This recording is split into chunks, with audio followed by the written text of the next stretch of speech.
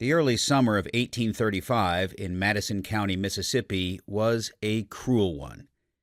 From mid-May to mid-July, the sky was said to have been uninterrupted by a single clear day. The rain was unrelenting, with the cotton yield predicted to be desperately small.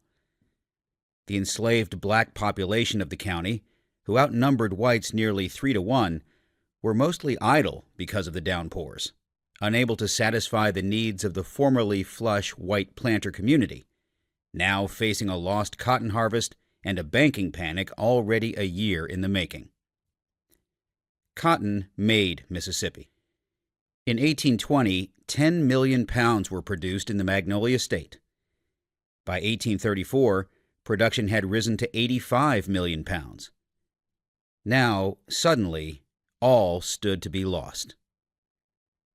This unsettling of the natural order would be followed by a series of man-made terrors that would envelop Madison and then the rest of Mississippi before dying out near Christmas time, with the violence traveling as far east as Washington. Within a few years, the hysteria would become the subject of a novel.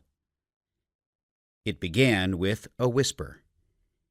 In late June, a widowed white woman named Mrs. Latham, living in Madison's tiny neighborhood of Beatty's Bluff, told her son Lorenzo she had overheard several of her slaves planning an insurrection to kill all the whites. The rumor conjured up another Turner-like nightmare, now a staple of Southern white fears. Slave rebellions were always plausible in the American South, but fears of them had grown particularly acute, especially in counties such as Madison, where whites were a distinct minority. Surprised by the new and uncharacteristic, insolent and disobedient behavior among her slaves, Mrs. Latham grew suspicious of their mysterious conduct. While eavesdropping on 2 of her black wet nurses, she overheard one of her girls tell another that she wished to God it was all over and done with, that she was tired of waiting on the white folks and wanted to be her own mistress the balance of her days and clean her own house. From this declaration, the conversation grew more ominous, with the same woman later telling an enslaved man, "Is it not a pity to kill such?" The unspoken subject of the sentence was the small white child in the woman's care.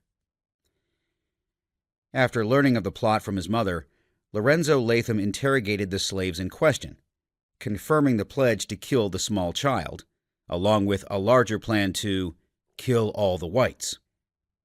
Once informed by Mr. Latham, a Vigilance Committee meeting was held in nearby Livingston, Mississippi on June 27th, where several slaves and their white plantation owners were questioned by a large and respectable meeting of the citizens,